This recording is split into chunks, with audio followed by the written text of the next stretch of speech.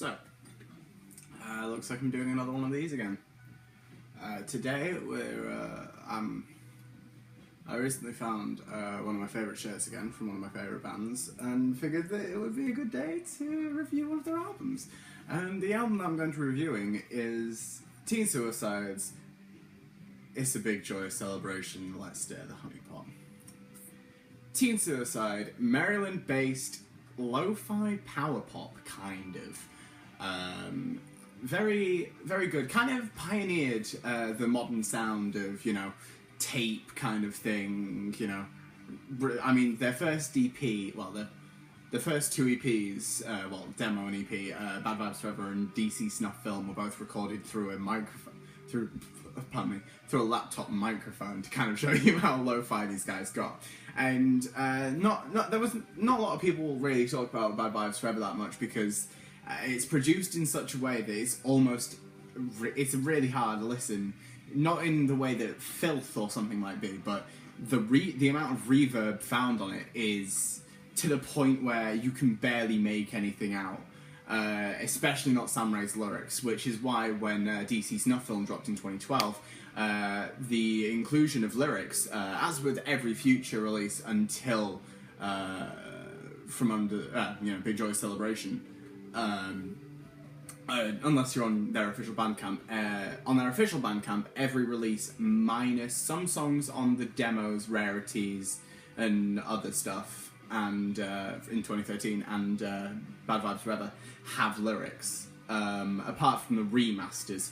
For some reason on the remasters there's a couple of tracks that don't have lyrics on them, like Don't Like Me or Worthless. However, Worthless is the only track that was left off of DC Snuff Film, which was their first real EP, and Bad Vibes and Don't Like Me for some reason doesn't have lyrics on the remasters, which is strange because if you go and look at the original releases, they do. But anyway, DC Snuff Film isn't the album we're talking about.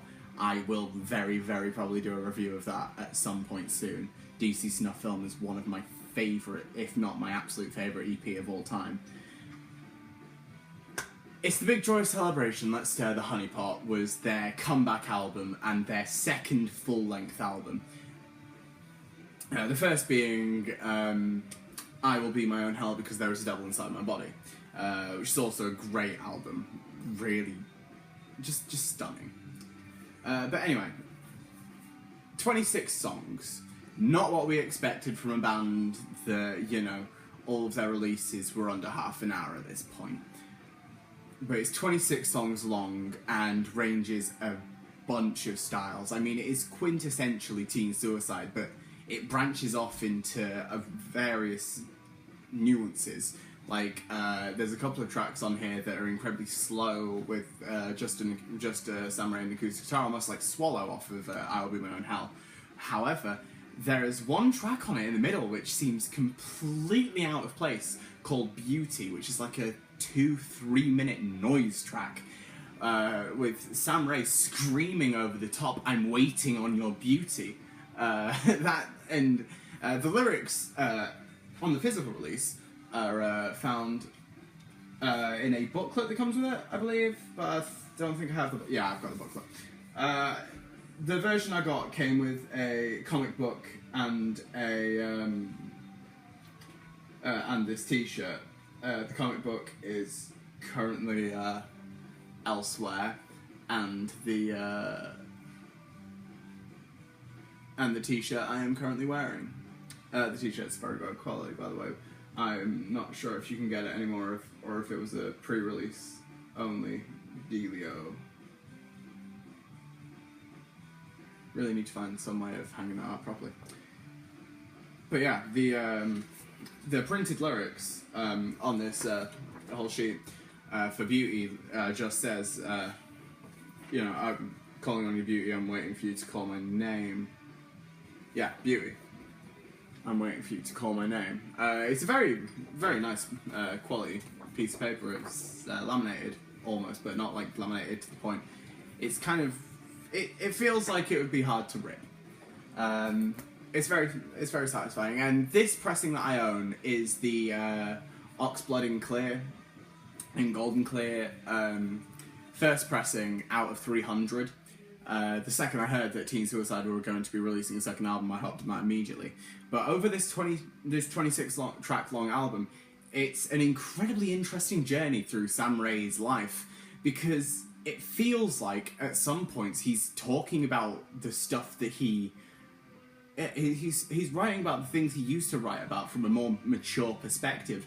On songs like Neighborhood Drug Dealer, he's talking about a friend whose dad sells his pills from, sells son's medication while he's in jail for assumedly selling the medication. But and friends who are addicted to this stuff. There's a lot of stuff that's there's a lot of moments on this album that discuss very frank detail the things that he used to live through.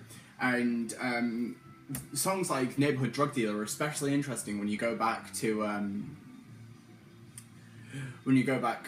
like DC Snuff Film, because on DC Snuff Film there's the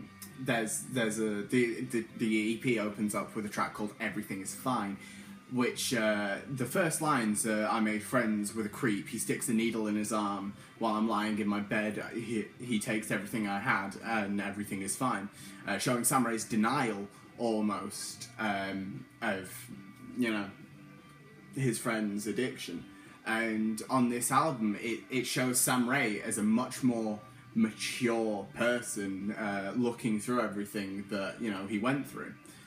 And it spans well over an hour, but there's not a moment on this album that I find myself bored. I mean, in the end, you see a couple of tracks that wouldn't seem out of place on a Ricky Acid record. This album is a lot more like Sam Rai showing himself off than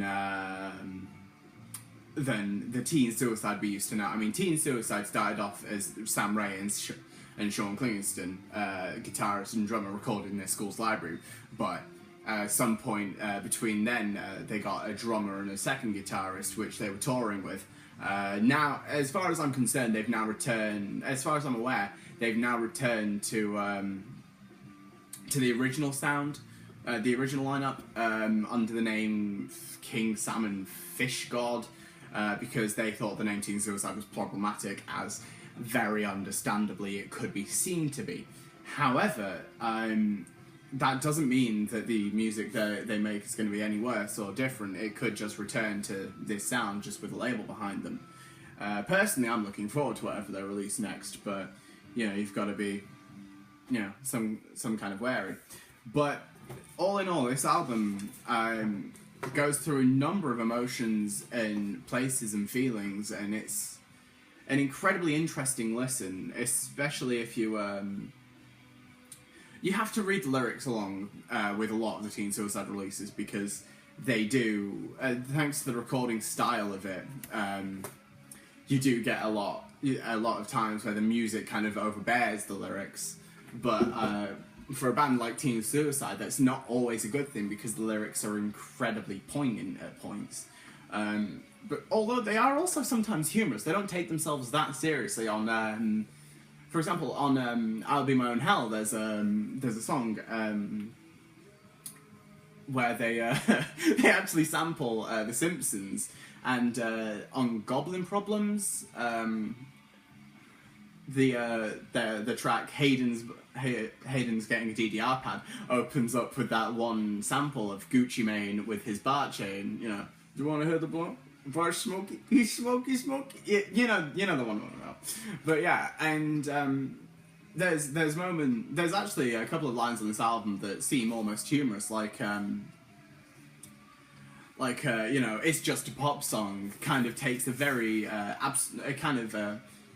satirical look at his life at that point, but it's still somewhat serious. But kind of brings down the seriousness of the situation. He's asking things like, I should, who gets my royalty checks when I die? Should I go on Suboxone and everything? And then just boils it down to the one everlasting phrase: "It's just a pop song." And there's also a line on here in the song named Pavement, which was off the Sonic Youth 7-inch, which contains possibly my favourite Teen Suicide song, which is a shame because it's only available on the 7-inch. It's called Desire, and it's very much unlike anything else they've ever done, but still very, very good. And I can guarantee you, if you ever want to play a Teen Suicide song at a party or something, play Desire. People do not bat an eyelid at that. But on Pavement, Sam Rae kind of takes a comedic look at the state of music, and it's not art unless you laugh. One of these days I'm gonna laugh, and kind of says that no matter how seriously you take yourself, you've got to keep it light somehow. Pavement, it kind of has a go at a lot of the indie revival, kind of saying Pavement were an okay band, but you don't gonna sound like them. You were 2 when Cut Your Hair came out. Kind of showing Sam Rae's feelings towards the entire scene at the minute, and how everyone's trying to go back to the 90s sound. As far as pressings go, I have every Teen Suicide release minus the bonus EP on vinyl, CD and cassette, and I can tell you that the vinyl, despite the fact that for a band like this, with the sound they're going for, the vinyl still sounds great. I feel like each release is best suited to something else. For example, I feel like DC Snuff Film / Waste Yourself, I'm talking about the re-releases, by the way, here. I don't have the kind of money to fork out for a original copy of, of DC Snuff Film, sadly. But yeah, I feel like DC Snuff Film / Waste Yourself really works best on cassette because of the lo-fi sound of it, especially since most of Waste Yourself was recorded on a cassette originally. This album works best on CD purely because I'm lazy as hell, and I cannot, in this emotional journey that this album takes me through, I cannot be bothered to get up every track and flip over the side and then switch the record. I mean, however, they all sound great on each pressing, but I feel like for the kind of album that this is, CD works best for it. And for I Will Be My Own Hell, the vinyl pressing really comes through. Although on the B-sides / bonus tracks, I feel like songs like No the Moon or Spooky Ghost really sound best on cassette, especially the B-side Dead Cat, which is just a very loop-based track. In a lot of the B-sides for I Will Be My Own Hell, you can really see Sam slowly become Ricky Acid, or develop the style that Ricky Acid would go on to become.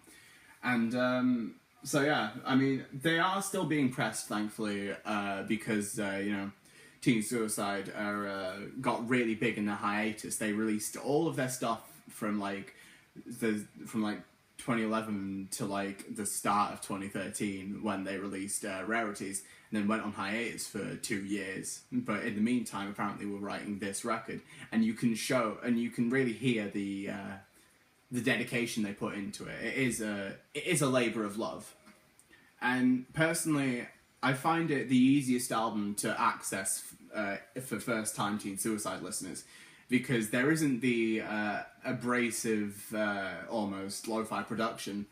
When I tried to show a bunch of my friends, or my old band, DC Snuff Film, some of them couldn't quite handle the high frequencies in the cymbals because it was incredibly crudely recorded.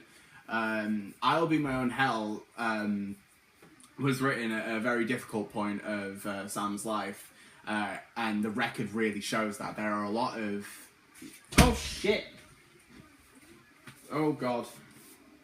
Oh, fuck. It's fine. It's fine. It's fine. It's fine. It's just the corner. Fuck. So I'm never doing that again. And, yeah, the record, I'll Be My Own Hell, shows a very vulnerable Sam with some very emotive lyrics that, follow the theme. It's a grueling listen when you read along with the lyrics and invest yourself in it, but on the surface it's a very almost light power pop record. If you haven't listened to Teen Suicide, I would go in first at this album.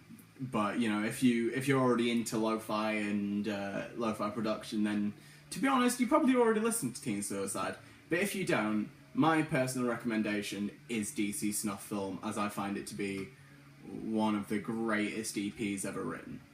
I think that's all I have to say on this album for now. I'm not going to promise that because I'm probably going to record full reviews of DC Snuff Film, Waste Yourself, and I'm my own hell, despite going into them quite heavily in this one. Comment which one you want to see first, I guess. I'm Ed, /Full Circle, and adios.